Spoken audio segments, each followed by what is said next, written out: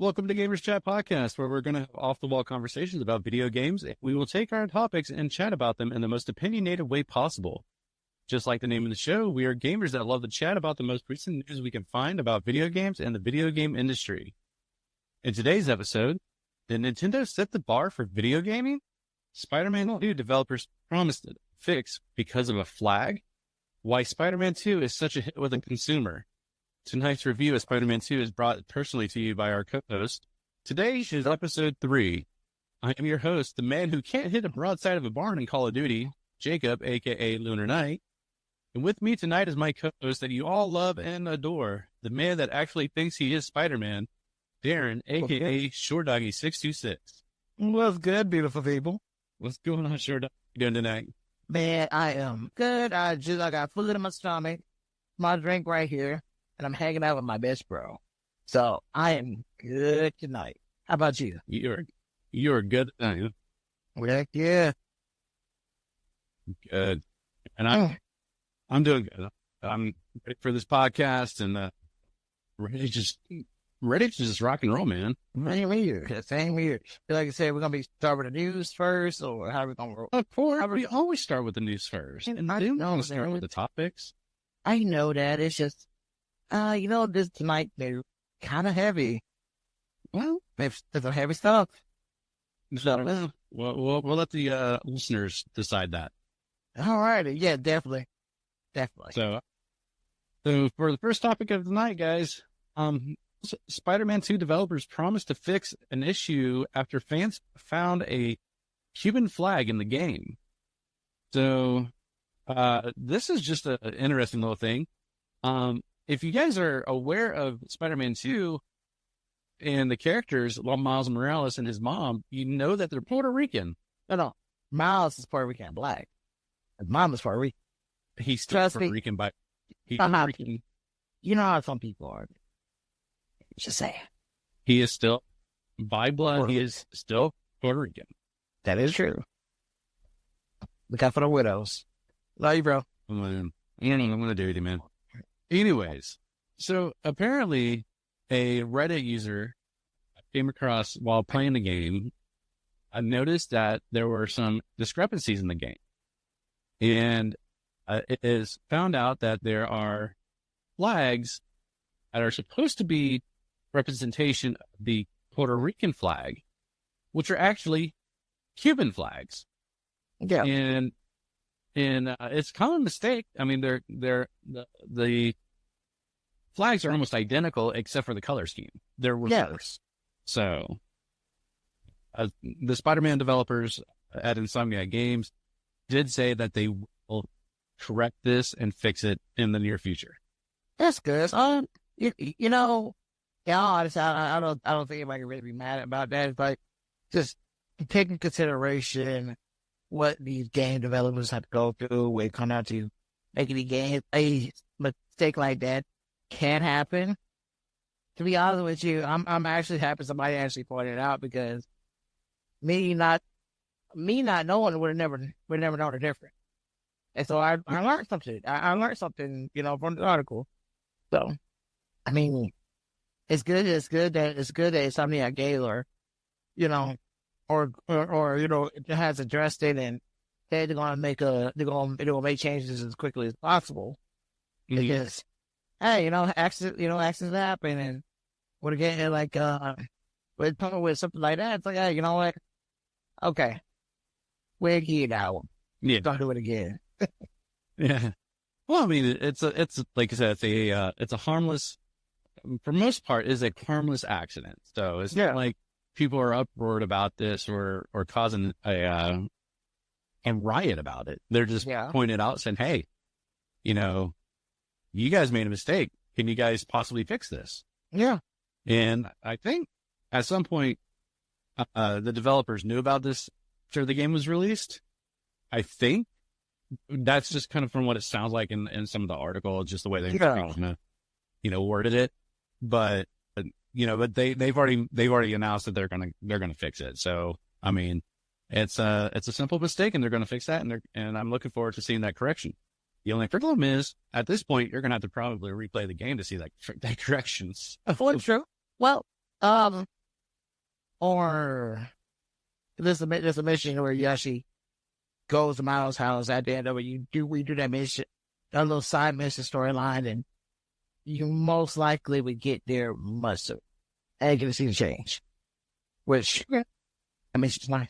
Yeah. I mean, I haven't played the game, so I can't say how to get there or how I'm going to, see it. But yeah, and I know you've played the game and you would know better than I do. So that's it. I mean, but I mean, it's good. I mean, I love the fact that, Insomniac Games and their developers are listening out to people and they're like, hey, oh yeah, we saw this mistake. You did great with the Spider-Man suit part, but you guys got the color scheming wrong for the flags. Yeah. And it's not just in the apartment, but it's also outside of the apartment. Oh yeah. And they're like, oh yeah, we'll fix that too. So, so people are taking consideration, or at least the Insomniac Games is listening and taking consideration of what people are pointing out and be like, oh snap, we made the mistake. We're going to fix it. I'm so happy. I'm so happy he did. Or did, absolutely. Yeah, absolutely, man. So, but yeah. All right. So that's a small little topic, a news little article. Let's go to the next one. Let's see here. Xbox chief says Activision games aren't going to be coming to the Xbox Game Pass until possibly of 2024. Oh, if you guys are aware that Activision Blizzard, let me correct myself. Activision Blizzard was recently purchased and is a part of Microsoft as a company. Yep. And, with that being said, people are going to start expecting, Microsoft to release Activision Blizzard games into their category gaming platforms, not only just for Xbox, but also for the Game Pass on your PC. So, I mean, that's what people are expecting, right? Yeah. So, I'm sorry. Go ahead. Cause I'm just thinking here and I'm like, oh, like what games can they really add right now? Like, because, that's a good question, but I mean, that's a good question.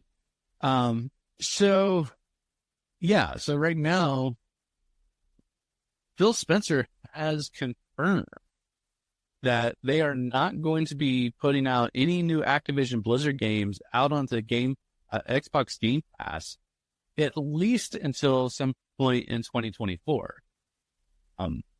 It is said here, according to Spencer, the regulatory process took so long that we weren't able to get into work with Activision Blizzard on the back catalog work. Now that the deal is closed, we're starting that work, but there is work. I think the Activision Twitter handle did put out at some time talked about 2024, and I think that's accurate. I would love it if there are some kind of secret celebration drop that's coming in the next couple of weeks. There's not. So, I mean, it is expected. People are, probably sitting there thinking as soon as, the merger happened that there's going to be like this huge dump of Activision Blizzard games that, we're going to come into the Game Pass. But that's not the case. And a lot of people are thinking that because what happened with Microsoft and Bethesda, when Microsoft bought Bethesda, they ended up dropping like a buttload of games immediately into the into Xbox Game Pass, like shortly within 2 to 3 days after the merger was complete. Also, don't forget, I'm sorry. No, you're good. Okay. Also, don't forget, because, during this whole transition or this whole court case with the, acquisition of Activision Blizzard, there was reports of a lot of older Call of Duty games getting lobbies and servers updates and stuff like that. So a lot of people was just thinking that the moment this thing goes through, then Game Pass, Microsoft is going to just put all the older Call of Duty games on our Game Pass for everybody to play. Because, especially with our friend groups, they were like, oh, it's going to be a big win. It's going to be da-da-da, all that stuff. It's like, it's not happening as quickly as you think, buddy. Because with everything, like, you know, with everything going on. Right. Yeah. So that's another thought that people were having was like you were mentioning, you know, there were older Call of Duty games and stuff like that were having some lobby issues. People were complaining about the matchmaking, but things ended up getting fixed by Microsoft on those particular games during the summer, apparently. Yeah. And, you know, because of those fixes, people were probably starting to think that, hey, this is a good sign. You know, we're going to start getting, you know, something new coming out real soon. But because of the acquisition, because of the transfer of, you know, the rights and the properties, I think right now they're just taking their time to make sure that the transition of the merger, as well as the acquisition of the games and everything, you know, is done smoothly before they sit there and just, you know, release these games one at a time, you know, and instead of just kind of doing a giant dump. But, you know, Phil Spencer is confirming that is most likely going to be sometime in 2024 that the Xbox Game Pass will officially have some Activision game in it. And that's probably going to include games like Modern Warfare 3 and Diablo 4. But it's not going to be this year. Again, it's not going to be this year. It will be in 2024 that they will see games like this being released. That's not my favorite because, yeah, because I mean, at that point, with Activision being owned by, Activision being owned by Microsoft, there's really no need for Activision to really have their own store where it's like, hey, you can buy Call of Duty and play it on the PC and stuff like that anymore. When you think about it, so I can still be playing COD on the PC. Well, yeah, I mean, hopefully, you know, if we get that opportunity, absolutely take advantage of it. So, heck yeah. If and when that transition happens and they start bringing out those games, just like they did with, you know, even though Halo is a Microsoft product, even though that's their product, I mean, they still brought out like a lot of the old Halo games, including the Master Chief Collection and, you know, several of the older games, and, you know, you can still download them. Yeah, you know what's one they didn't do though? What's that? Like for Game Pass, with PC, Halo 5. Like you got the Master Chief Collection, which is 1 all the way up to 4. Then you got Halo Infinite, but I don't think they have I don't think 5 is on Game Pass. At least not for the PC. It probably is for the console itself, but not for the PC. That's weird. That's crazy. That's weird. Yeah. So, but just so you guys are out there, and, you know, for all those PC gamers and Xbox fans and stuff like that, if you've got the Game Pass, you've got things to look forward to in the future. Yeah. But you're just gonna have to wait and be patient with it all. That's it. So, yeah. Just be patient, and you're gonna be well rewarded. Oh, heck yeah! Gonna have some good games, and oh man, a quick question, Jake. Activision game that you would like to see them bring out on Game Pass? Well, let's see here. To be honest, I can't really say what game I would like to see bring out on the Game Pass, but if I did, and I'm not a fan of this game, but I would just like to see it leave its main platform. World of Warcraft. You know what? Yeah. Warcraft. Sorry. Dude. I can't talk tonight. Wow. Yes. Yes. Yeah. If not just for PC. Because I don't know when you think about it.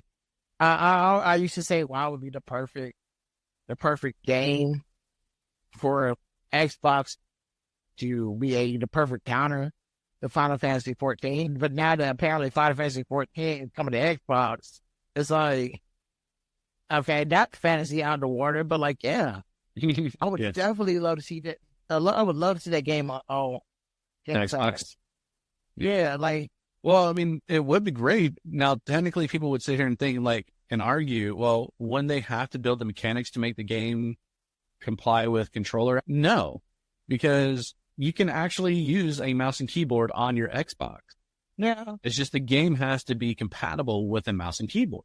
So they can still essentially release World of Warcraft onto the Xbox through Game Pass as long as the game is allowing mouse and keyboard access through the console.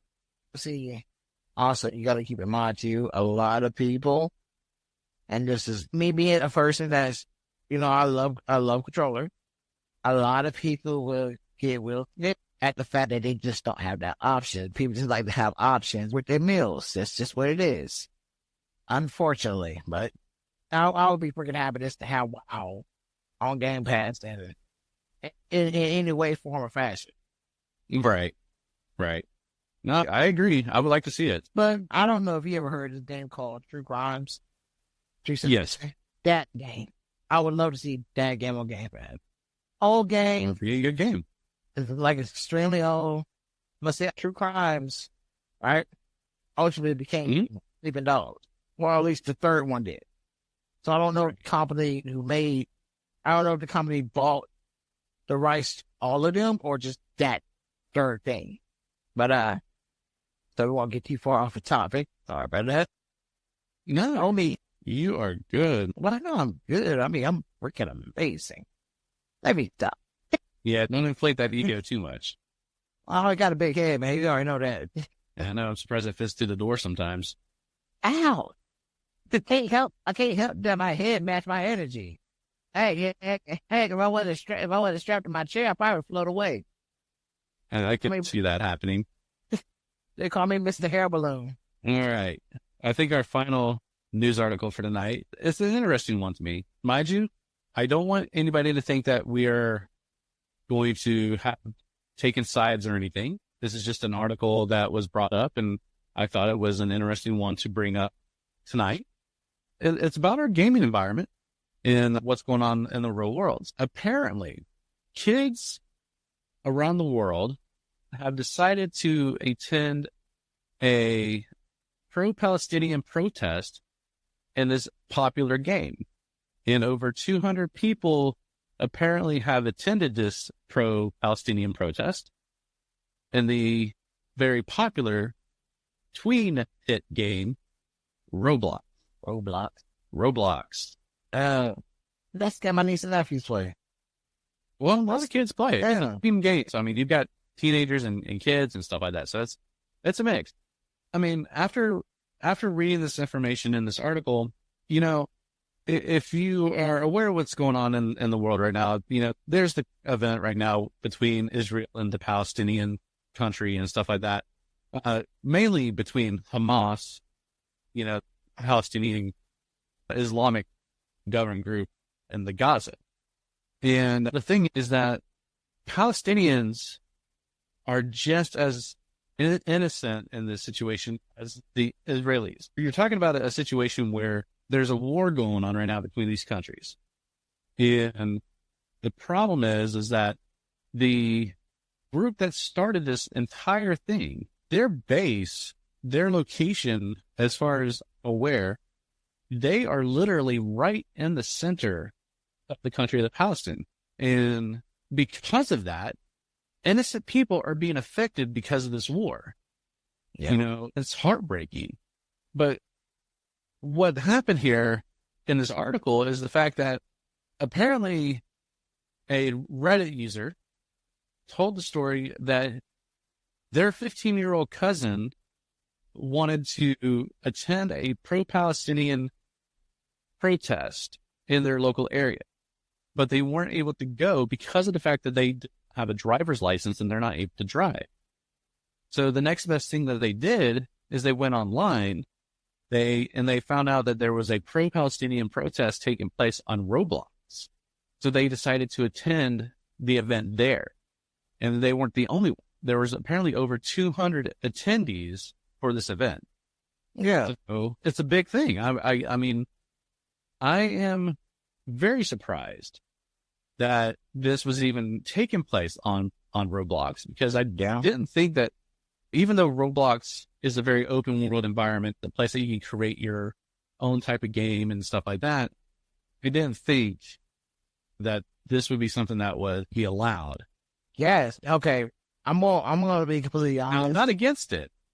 No, I agree with you. I know we were touching on it earlier, and I was a little emotional.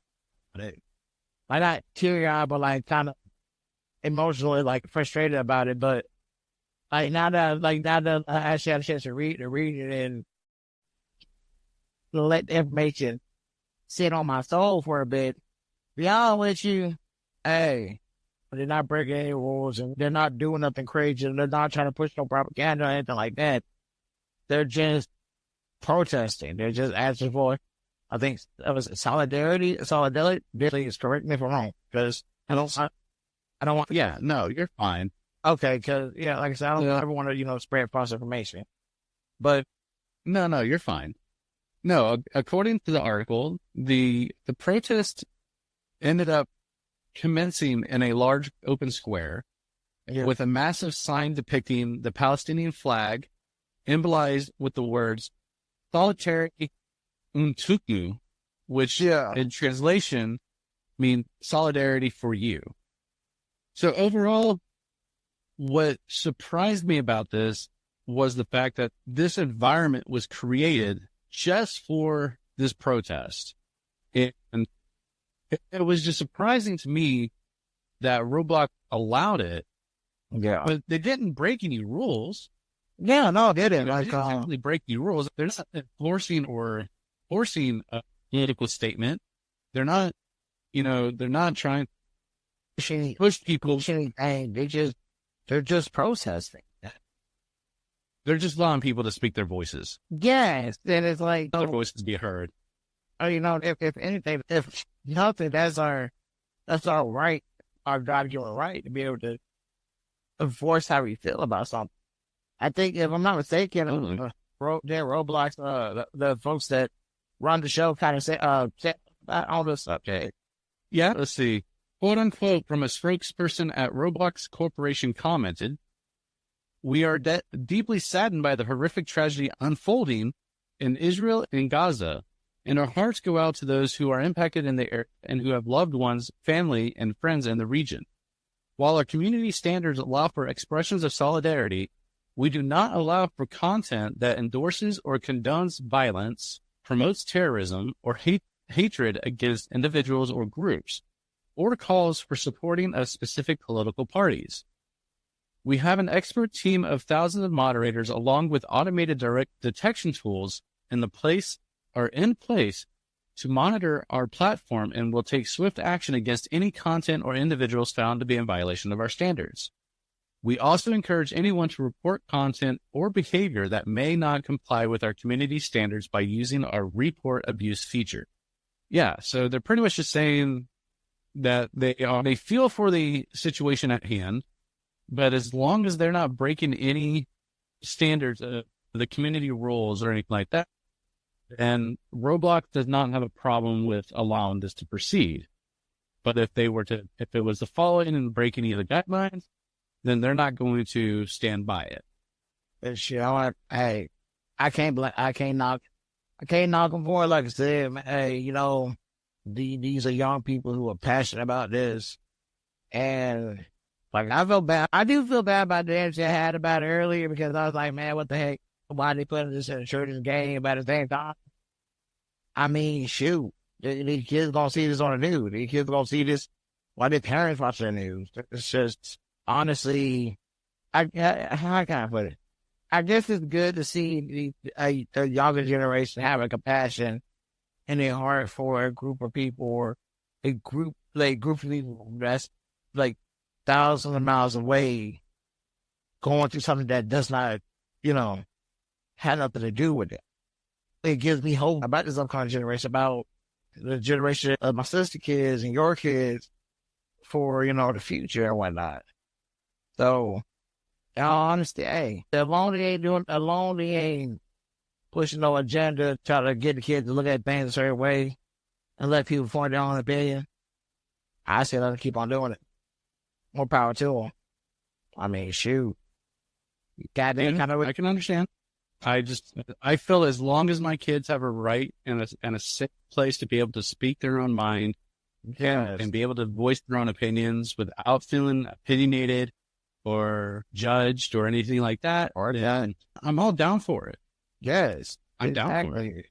Absolutely. Absolutely. That's the thing. I think that's the thing is like gaming, gaming is I hate this word. I hate this term so much.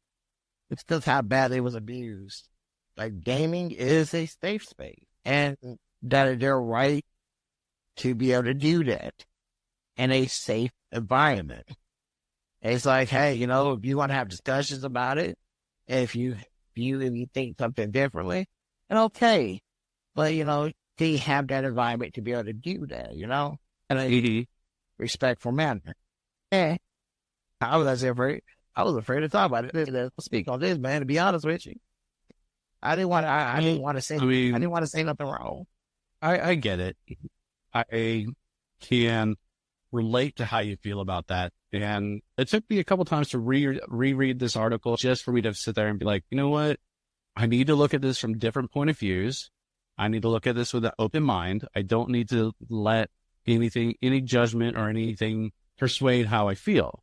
And that's how I had to go about it. Because it's so easy nowadays to just fall into that trap. Yeah. And you don't want to fall into that trap. And I wanted to reread this article and give this article a chance because I think it is a big deal when you start bringing these types of things into the gaming world, into the place where you're supposed to be able to feel like you can escape from these type of situations. But to bring this situation into the gaming world and be able to safely feel like you can speak your mind and share your opinions about how you feel about something without judgment or any kind of prejudice, then it makes me feel a little more optimistic about how people handle situations. Exactly. So it's definitely a situation that it took a moment to kind of understand what was going on. I'm glad I did this. I'm glad we decided to go with it because this was just a meaningful article that touches a very sensitive situation going on right now. But at the same time, it's inspiring, I think, and it kind of just brings me to awe about what people are doing to help, the Palestinians that are affected by this war, that are the innocent people, that are being involved in this war. As well as those that are affected elsewhere, been brought into the world of gaming. And it is a topic that I felt needed to be touched on because it was something that was just moving. Yeah. In the sense of like what people are trying to do to show their support for a situation for individuals that just cannot but help the fact that they're in this situation. Yeah. So, man, my heart goes out to everyone that is affected by this war between Israel and Hamas. My heart goes out to the Palestinians that are being affected by this and the Israelis that are being affected by this at the same time. Yeah. So my heart goes out to them. Damn, man. Like I said, I keep on my prayers on that because it's not pretty. It's not. It never will be. Mm. All right. So tonight's topic we're going to talk about is the price increase of video games and consoles. What would you pay to play your games? Like, seriously. Like, how much is too much? Oh, my goodness. What lengths would you go to get your hands on? Yeah. What would you do to play your games, man? Alrighty. So, this is my stance on it. I feel like the price of games, I think like a regular game is $70 not right now. 70 so $70. Personally, I would say the last 2 years of the PS5, the Xbox Series S and X era, what that has done to me it made me become a lot more selective on what I buy and what I play. It's like once upon a time when that shop was still $60 or like still about $60. What was it, 50 or 50? I would go out and buy. I'd say probably get about 3 or 4 games in 1 month, and like play one, beat one, and have the other 2 on standby. Now, I feel like this. The rise in prices, is ridiculous. But some games out there, some games that's coming out, some game that has came out and that is coming out is worth price. Not all of them. Very few are. Let's be real here. A few of them are. With spoken. Yes, I will always talk my mess about that game. You're not worth $60. You're not even worth 10. Sorry. Personal drama then, okay? Oh. It's a hate-hate relationship. It's a hate-hate relationship, god dang it. I'm sorry, man. I picked up that game thinking it was going to be good. The game was fun. It's just pretty game. Get main character. The hours is interesting for an hour. Definitely not worth the $70. Yeah. Price of gaming. Is it worth it? Heck no. Why? Because most games ain't even worth $20. Like, all right. Personally, if I had to make 5 games that have came out within the last 2 years that was worth the $70, you know something? No, I know it would have been perfect. Well, real. I'm gonna be real with you on that. Like, Spider-Man. Not Spider-Man. Spider-Man. Marvel Spider-Man 2. That was worth it. That's definitely worth it. Shoot. Street Fighter 6. Worth it. But it wasn't $70. It was smart about that. Mortal Kombat 1. I haven't played it yet. But it looks like it's worth it. I'm big on fighting games, as y'all see. Let's see what else. A Legend of Zelda for the Nintendo Switch, the new one. Well, what was that new one called? Help me out here. It was the one it's the one you can build crazy thing that make explosions and stuff like that. People have made some crazy things with that. And number 5, I can't even think of number 5. Just know y'all, it's not a sports game. It's not even sports games. Is it Tears of the Kingdom? Tears of the Kingdom, yeah. Zelda? Yeah, Zelda Tears of the Kingdom. That was actually Tears of the Kingdom. Was worth it. But I can't think of anything else. I want to say Cyberpunk, but it's another title that took a lot of fixing to get where it's at. You know what I'm saying? Yeah. Shoot. When was the last time I actually bought a game? Like Diablo 4? Bought Diablo 4. Well, I'm not keeping tabs. No. Plus was Diablo 4. Yeah, no, Diablo 4 was the last one I bought. And to be honest, I like the game. I love it. Yeah. I was just hoping more out of it. Unfortunately, the game just kind of became lackluster. It's like Baldur's Gate 3 kind of would have. If I had to choose between Diablo 4 and Baldur's Gate 3 probably would have been the better pick from what I've seen of gameplay and whatnot, and just generally being a game that on release came out breaking down workers, kicking over freaking red sheet and everything. Like it came out a good game apparently. I haven't played it yet. Mm-hmm. That's why I said apparently. Well, I mean, but what about the game of consoles, man? Right now, I mean, the cost of consoles are getting out of hand. I mean, okay, we have the PS5 right now, digital and non-digital version, and they're right around $450? No, one is $500, one is $500, one is $450. And the one that's $450, fun fact, the one was not $450 before. It was $399.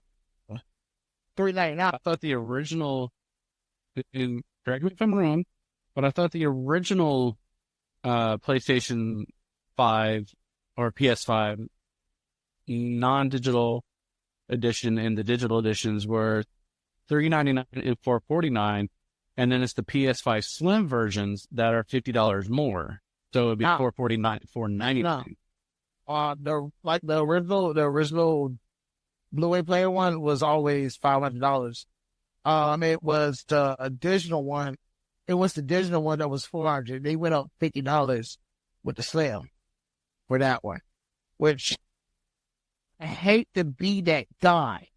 I really hate to be that guy to say, be like, you know what? I see what a company is doing, but being that they're literally identical items, one comes with a disc and one don't, and that Blu-ray player is probably just $50 retail, it makes sense for them to up the price, or like up the price to $450, and like up the price from $400 to $450. If the one with the disc is $500, I don't like it. It makes me feel dirty that I said that, but you need to go wash your mouth out with soap. I got to, but I can't knock the decision on that. Now, I don't know. I mean, I can't justify that. No, I can't. No, not right now. Like at this point, my PS5 is probably gonna be my last that I buy, unless Nintendo Switch come out with something. Let's Nintendo come out with something that is amazing but cost efficient. That's the right word. Is that the I'm right for? Mm-hmm. Yeah, cost efficient. Yeah, that's right. Like they come out with something amazing, cost efficient. Yes, or because, and I tell everybody this right now, when it comes down to buying consoles and just y'all parents, listen, Black Friday, Cyber Monday, best time to try to cancel. If you don't want to go out on Black Friday, probably get a black eye, Cyber Monday. Other than that, tell little Billy, son, you got to save your money because I ain't buying you no goddamn games. Also, there, at that point, you got to give little Billy an allowance too. So that's your family issue, not mine. Okay, I'll figure that out. But like, in all honesty, yeah, unless the PS6 gonna be cheaper in price and more comparable to my PC 10 years down the road, then I don't see myself buying another console for a while. Like, I just don't. It's too. And plus, I paid more for mine because I got mine when those mugs was scarce. You know. Yeah. Granted, my sister. No, I get you. Yeah, like. But you're pretty much making the point valid on my comment here. Like, how much would you pay for your console or for to play your games? And you are willing to pay the exponential pricing, the overhead to get the console from a third party when the console was scarce and out on the market. Like, so you're willing to do what it took to get the console at the time. Yeah, because for me, it wasn't a purely entertainment purchase. It was in my eyes, it was a business purchase for my, streaming and for for what I do with Twitch, Kick, and just in general, content, gaming content. I'm a gaming content creator. I need help knowing how these companies works. Once that is an investment. Yes, it's definitely an investment. With honestly, an investment that I don't regret. I honestly don't regret. The Switch, with the Switch, granted, I paid the going price for that. I paid the going, but no, I said no, I did it. I paid it slightly less now. I got lucky on that. Right. And yeah, granted, it was supposed to be for my business as well, but when the nieces and nephews want a game and I wanted to shut the heck up, I'm like, you know what? Play the Switch. Don't break the Switch. Your mom had to replace the Switch and you break the Switch. Or play the Switch. Okay. Sorry. It became a babysitter. It became a baby under my supervision. You know how kids are, so broken. Then the one, they used to be the one snitching, the one that broke it. All right. So, long story short, some people will be willing to pay what it takes to get something, whether it means it's going to be an investment for a business purchase or, just because of the fact that they want something that is the latest and greatest. But at the same time, with the way the cost of games are going nowadays, is it worth it in some cases? Most likely not. But we can't help but control what's going on because of what's going on currently with inflation and the fact that the demands that, developers are asking for, the cost of, the enhancements of technology and what's, out there for the better use of graphics and the form of development and stuff like that and the tools that they need. So, I mean, is it justifiable for the cost? I think we still could have gotten away with $60 a game. Honestly, I think we could have. But I think, again, I still think personally, if you're buying a physical copy, okay, sure, let's go ahead and go between $60 and $70. But if you're buying a digital copy, they should be come on, people. It should be cheaper because we're not asking you to manufacture, physical hardware equipment. We're not asking you to make new discs. We're not asking you to waste more plastic with the digital copy. Exactly. We're just using the data from a server to download a game. That's all we're doing. Also, we're not wasting materials, but yeah, you still want to charge us a full price for it. Yes, and also I'm going to throw Sony under the bus of this one. Sony, I love you, baby. You know this. But God dang it, Sony's bad with that digital crowd because Sony right now is the only company that I could think of that, in all honesty, if you want to buy their digital games, you got to buy it through them solely. You can't get it. You can't apparently you can't buy digital copy for GameStop anymore. You can't get it off of Amazon. You can't get it off of something anywhere else. It's through them. It's through them solely. So, Sony, you're dropping the ball, baby. Pick the ball up and keep dribbling. God dang it. Come on. Shit. All right. Oh, also, what? Okay, one more thing, just real quick. All right, and also, if you want to be a bud, and you got that friend that always try to compete with you, simple. Get something on sale. Don't tell how much you pay for it. And when you know it's expensive as shit, because they're gonna go look it up and they're gonna always try to one up you. That's the fun part about having a PC. Because someone's gonna always try to one up you. And they're gonna always spend more. But see, I'm evil. Dude. That's me being petty. Don't be me. You should be petty. All right, go ahead, Jay. All right, let's move on. Let's see here. Let's try and wrap this up so we can get to our game reviews. Evolution of game controllers. Yeah, cause we kind of hit two birds with one stone there, didn't we? But go ahead. I'm sorry. No, we didn't. I'm looking at. I'm blind. Okay, I'm sorry. I'm blind. Yeah. Go ahead. We know you're blind. I think. All right. The evolution of video game controllers. Did Nintendo set the bar for gaming? So this is a interesting topic, I'd say, because think about it. Evolution of video game controllers. I'm gonna date myself a little bit here, like I always do. I'm not ashamed. I ain't ashamed. A friend of mine and I were talking about this, and we were talking about the fact that one of the first consoles that we played was the Atari, and then there was another console that was called the was it the ColecoVision? No, it's ColecoVision. Am I thinking all right? No, it's ColecoVision. Oh, ColecoVision. Yeah, that's right. I was like, I know. I was remember the name. I was drawing a blank for a second. No, well, we played the Atari back in the day, and then there was the ColecoVision, and there are two completely different controllers in. But you had the Atari where you had the stick and you're just, the base in your hand and you had the stick, that, pretty much made you feel like you were playing in like the old arcade systems, and you're sitting there just doing all over the things, just going back and forth, having that joystick, to play with. And then my friend, described it the best with the ColecoVision controller was that it was like a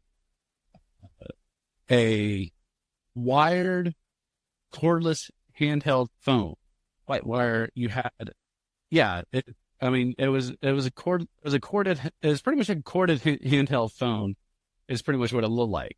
You had a knob at the top where you sit there and you moved the knob left and right to move your characters up and down or left and right in the game, especially for like Frogger and stuff like that. But then you had a dial pad for different actions and for the different stuff like that for whatever you were putting inputting into the console. So it looked like it was an old 90s or an old 80s like cell phone, that was wiredly connected to your cars. Like that. You want to laugh? Well, you want to laugh some more? Okay. I saw that a couple of years back. I looked thrift store down in my hometown, and I honestly thought it was a freaking phone. I looked it up. I'm like, oh, well, I think. Yeah. Anything. But No. but the funny thing is like we talked about it, and it's interesting just to think that the evolution of the controllers have changed. You had the Atari with the joystick that pretty much emulated and mimicked arcades, and then you had the ColecoVision's controller, just had its own unique design. But then Nintendo comes out, and Nintendo had the directional pad and the A/B buttons, and from there, the evolution of controllers has just started. And in Nintendo, I would have to say, became the grandfather of the existing controller system. Like, Yeah. because if you think about it, I mean, you've got the Nintendo, then you have the Super Nintendo and the Sega, but they're all using the same style format, a directional pad and extended buttons. Yeah. And then, but it was also Super Nintendo that also brought in the left and right buttons at the top for Super Nintendo. And then Sega brought in stuff with, but no, they didn't. No. I take that back. I thought it was Super Nintendo. It may have been eventually a Super Nintendo thing, but no, they did not bring the path left and right controller. But That's true. I was thinking of something different. Yeah. No, I think that was. Want you say? I think it was a modded controller. I think it was a modded controller. Not like a modded controller, but it was like an aftermarket controller. I don't, because if I'm not mistaken, if I'm not mistaken, it was Super Nintendo had the Super Nintendo had the kick buttons at the top. The L one buttons, right? Yeah. Yeah, they did have those, right? Yeah. They did go. Okay. I was like, I think I was like, maybe. Yeah. Yeah, no, I thought I was going senile for a second there. No, I was right. Yeah. Yeah, you're right. Absolutely. They had the left and right had the controllers on the top. And then after Sega Genesis or the Sega CD system and everything else, then you had the evolution PlayStation. And PlayStation became one of the first consoles that and they became one of the first systems to enable the trigger systems for L2 and R2. Oh, you're right. You're absolutely right. But the thing is, Nintendo has set the bar for the fact of how controllers were designed. Yeah. They started off with a directional pad and 2 buttons. The Super Nintendo came out and they did a directional pad and 4 buttons. And then the two top buttons at the top. And then Sega tried to outdo them by doing the directional pad with 6 buttons. Yeah. And then Sony comes out and they're doing directional pad, 4 buttons, and the 2 trigger buttons at the top. And then it's been like that ever since. And later on, also it was PlayStation 1 controller that had the later version of the PlayStation 1 that had the analog sticks too, right? And then the analog stick. The analog stick was introduced with PlayStation, the first PlayStation. But no, I gotta admit, yeah, I do believe Nintendo started off as the big granddaddy. The man that started off, the PlayStation came along and revolutionized it. But I say it was the Xbox 360 era. Microsoft Xbox 360 one. It's what kind of helped kind of shape the design of our controllers that we have now. Like, again, like I said, I got my PS5 controller right here. They're real good in your hands. Wouldn't you agree? I don't know if Xbox could be given the credit for that. I really don't. Ah, come on, man. Come on, we gotta kill them. I mean, they made a good controller. I mean, they made it comfortable and stuff like that, but I don't think that they had I don't think they were the reason for a revolutionary change in a controller. And you're probably right. I mean, yeah, you're probably right. You know, I just try to include. I mean, the only difference between the Xbox controller and the PlayStation controller and the evolutionary changes was the position of the joysticks. Oh yeah, I'm not really that big. I'm really not a big fan of where the D-pad is. Also, I mean, but we have to say the biggest evolutionary change of our generation that will piss people off, but people absolutely love at the same time. Let's hear it. And you're gonna have to give it to me. Let's hear it. The Nintendo 64 controller. Ow! Now, yeah. Yeah, Revolutionary already. I'm not to make a controller. Oh, I love that controller, man. I love that controller. as a kid, I used to hate going to my cousin's house and playing on his Super Nintendo. We would play Mario Kart, and I never knew the proper way to hold the freak controller. I never knew the proper way to hold the dang controller. That is why I've seen. Also, fun fact, they have brought back all their classic controllers for the Switch. You know that, right? Mm-hmm. But, oh my God, the Super Nintendo controller, the Nintendo 64 controller made me want to strangle people. It made kids want to use it as a weapon. Oh, Dude, you could use that thing as a grappling hook. exactly. But also, let's not forget about, just a good honorable mention. Let's talk about let's mention the Dreamcast controller. Dude, Dreamcast controller, I love. Yes. I love the fact that the Dreamcast controller was the only one that had an interactive interface with the memory card. Yes. Hold up, Jacob. Would you say Sega? Would you say the Sega Dreamcast with their controller kinda helped pave the way for the Xbox controller? The first one, the Xbox One. Alright? Because the Xbox One controller, the original Xbox One controller, kinda looked a lot like the Dreamcast controller. What was it first? Dreamcast. Dreamcast did. And the reason I know this is because the Dreamcast was a PlayStation 2. Mm-hmm. I don't know how, but PlayStation 2 came along and beat Dreamcast over the head with a bat, like it was GTA 3. It was horrible. I was a kid as I watched that murder happen. It's sad. But then, because I heard rumors that the Xbox, that the people that made Xbox made the Dreamcast went on and made the Xbox, and that's why that similarity was there. Mm. I'm not sure, but before we got the PS4 and the PS5, the Dreamcast was the first ever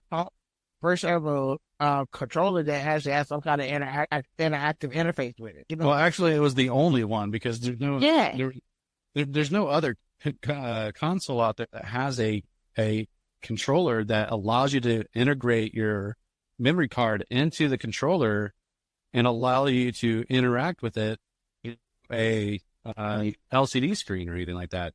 It was the only one that allowed that. Now, I mean, and that was the fun thing about it, is that with that memory card, you could take it out, and based on the game, you actually had little mini games you could play on the memory card. Yeah. But that was it. I mean, you had controllers, Nintendo 64 allowed you to put in a memory card into the controller. PlayStation had theirs, where you can integrate it. You could put the memory card into the console and above the controller connector, But Dreamcast was the only one that had a memory card that had an LCD screen on it, had functional buttons on it, and can be, integrated into the handheld. And based on the game you play, the memory card would have some sort, reaction or some sort of display effect or some sort of, relationship, playing with the game and stuff like that. Yeah. Enough of that. But yeah, so, but again, to kind of go over the concept, then Nintendo really set the bar with the controller and the base set of how controllers were created. And then ever since then, each company has just enhanced it and improved it and made their own changes and stuff like that. But again, I'm gonna have to say Nintendo really set the bar when it came to the evolution of controllers. They really set the bar, and I don't think anybody else is going to be able to. I mean, you can't really make changes on something that's already been perfected. Yeah. I mean, you can add on to it. You can add on to it, but you can't tweaks and whatnot. Yeah. You can't reinvent it. Yeah, the one I'll be honest with you, like the little touch, like I said, a little touchpad for the PlayStation, like both PS5, PS4, nice little touch. I think it was cool. The whole built-in sensors, motion sensors that comes standard now. You remember that was a gimmick? Yeah. Yeah, it's standard now. That stuff is cool, but we wouldn't have nowhere near any of that if it wasn't for Nintendo. So, please don't respect her name. Oh God, All right. Well, let's go ahead and move on. So we're gonna have a little bit of a game review. Typically, I would go ahead and choose a game or two from a new game that came out recently, or is about to come out, and talk about the reviews based on what's going on. Yeah. But I think tonight I'm going to allow my co-host to talk about Spider-Man 2, even though we talked about it last week. But I'm going to let him go ahead and give a quick overview of his opinion about Spider-Man and his review of Spider-Man 2, just because he has recently played the game and he finished it. And I think it would be a treat for you guys to see what he has to say. What's up, folks? So this is a short doggies review. I'm gonna keep it short and sweet with you guys. Now, Marvel Spider-Man 2.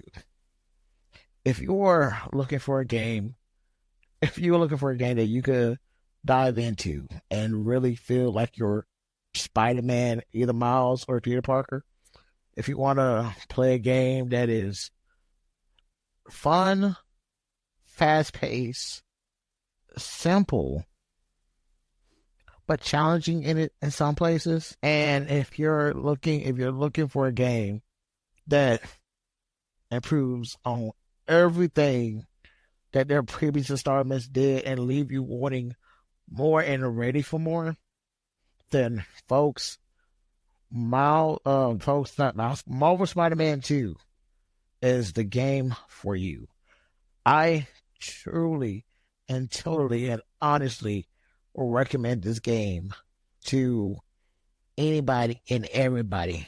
DC fanboys, Marvel fanboys, heck, for me, I honestly feel like Insomniac should be the studio that handles all Marvel games going forward. Avengers, Incredible Hulk, Iron Man, Captain America, Wolverine, which you are working on. I feel like that company it's the company that needs to be working on that. You know how, for example, I put it like this. You know how Rocksteady Studio was a studio that worked on the Batman Arkham games? That's what Insomniac Games is for the Marvel Spider-Man games right now. In all honesty, I don't do this with a lot of games. I don't do this at all. I honestly got to give Marvel Spider-Man 2 a 10 out of 10 seal of approval from Short Doggy. Right off the rip. It's worth it. Play it. I'm telling you, you're going to enjoy it. That's it.